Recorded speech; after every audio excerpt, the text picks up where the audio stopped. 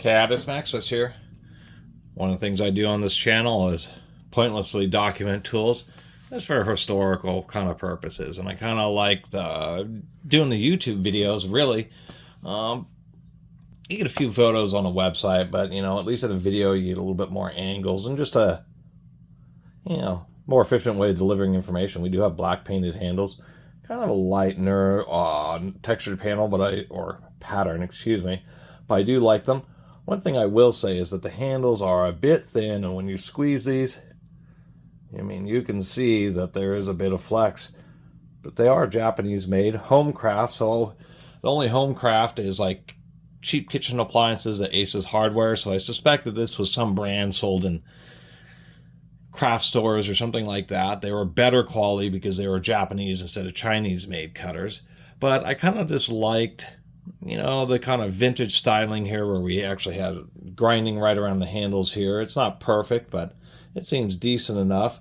The rivets actually reasonably tight. It's a touch of play, so they open and close good. And the little tip is, if you're ever looking at any type of side cutters, just put the jaws together and then put it up to the light. If you see any gaps, don't get them, because that's going to indicate little notches or something in the teeth. And that's the number one thing that takes these out, is that people end up usually it's from cutting something that's too hard. Nails, screws, steel wire. Not mild steel wire, but, like stranded steel cable, which is off. The little wires are off in alloy steel. That's what ends up taking these out. So you got to have kind of a beater pair. These are pretty good. We'll have my usual little cotton thing here that I like to cut with these. And because of the flex of the handle, if I'm way out here, I just can't get it to cut. There's actually just not enough force. If I have just a little partial grip here,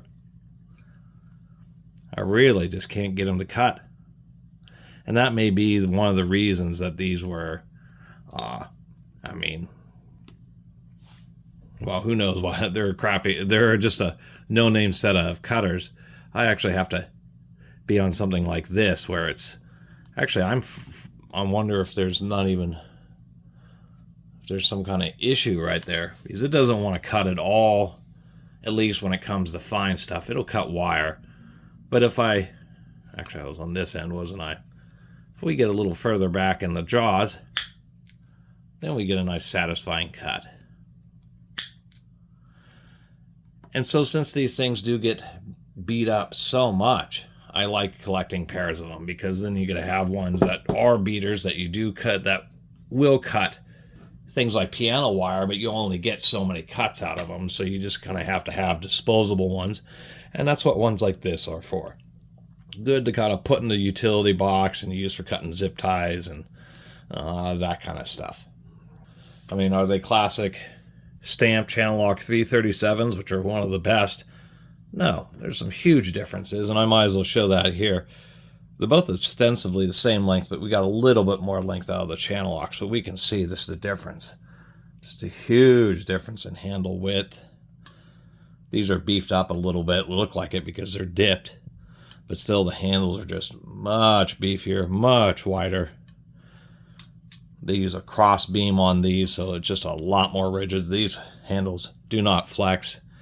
And if we compare like head size here, it's just unreal. The channel locks are almost twice as wide as these. So that's what a heavy duty set looks like. But these do have an advantage. That narrow head means that you can get it, especially like electronics and that type of stuff, would be good use for these, because that narrow head just allows you to get into tighter spaces and still be able to make the cut, where even though these are super duty side cutters, that extra width does limit accessibility in tight areas. Anyway, thanks for watching.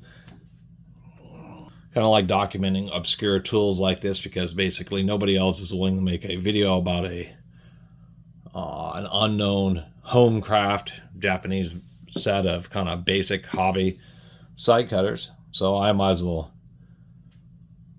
be the torchbearer. Anyway, see you next time.